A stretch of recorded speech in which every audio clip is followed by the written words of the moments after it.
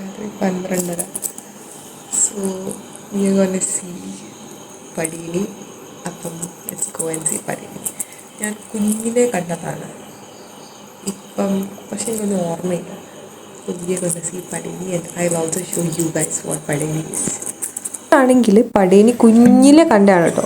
അപ്പോൾ എനിക്കൊരു ഓർമ്മയൊന്നുമില്ല. അപ്പം ഈ പ്രാവശ്യം ഞാൻ പറഞ്ഞു എനിക്ക് പടേനി കാണാൻ പോകണം. അപ്പം അച്ഛനും അമ്മയ്ക്ക് എല്ലാവർക്കും ഇൻട്രസ്റ്റ് ആയിട്ട് അപ്പോൾ അവർ പറഞ്ഞു അപ്പം നമുക്ക് പോവാം. പെട്ടെന്ന് ചുരുക്കി ഒരു ക്വിക്ക് ഔട്ട്ലൈൻ പറഞ്ഞുതരാം. ലൈക്ക് എന്താണ് പടേനി, ഇത് എവിടെയാണ് നടക്കുന്നത്, പിന്നെ ഇതിൻ്റെ ഐതിഹ്യം എന്താണെന്നൊക്കെ ഒന്ന് പറഞ്ഞുതരാം.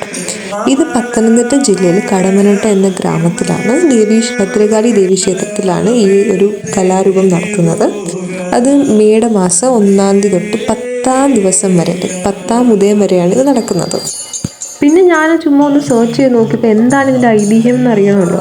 അപ്പം നോക്കിയപ്പോൾ കണ്ടത് ഭദ്രകാളി ദേവി ദാരികനെ വധിച്ചിട്ട് തിരിച്ചു വരുമ്പം ഭൂതഗണങ്ങളെല്ലാം ദേവിയെ വരവേൽക്കുന്നത് ഈ പടീനി രൂപത്തിലാണെന്നാണ് കേട്ടോ.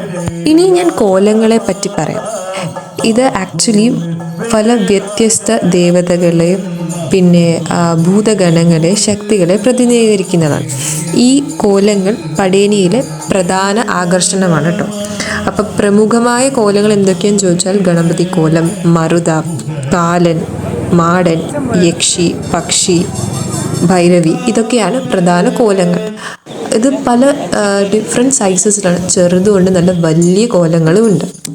ഇനി പടേനി പാട്ടിനെ കുറിച്ച് പറയാം. ഇത് കോലങ്ങൾ അവതരിപ്പിക്കുമ്പോൾ അവരുടെ പിന്നിൽ പാടുന്ന ഭക്തി ഗാനങ്ങളാണ്. പറയാനാണെങ്കിൽ പടേനിയെ പറ്റി കുറേ കാര്യങ്ങളുണ്ട്. അപ്പം ഇൻട്രസ്റ്റ് ഉള്ളവർ ജസ്റ്റ് ഒന്ന് സെർച്ച് ചെയ്താൽ നിങ്ങൾക്ക് കുറേ ഇൻഫർമേഷൻ കിട്ടും.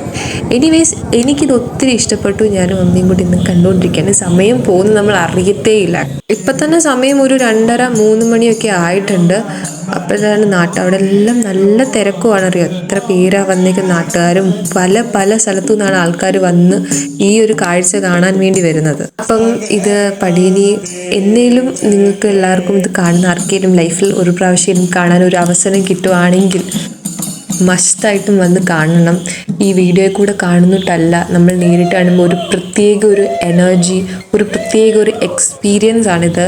സോ ജസ്റ്റ് എന്നേലും അവസരം കിട്ടുമ്പം മാക്സിമം എല്ലാവരും വന്ന് കാണാൻ ശ്രമിക്കുക. ഇനിയൊക്കെ കണ്ടു കഴിഞ്ഞ് ഞങ്ങൾ തിരിച്ചു പോവുകയാണ്. സമയം ഇപ്പം ഒരു 4 മണിയൊക്കെ ആയിട്ടുണ്ട്.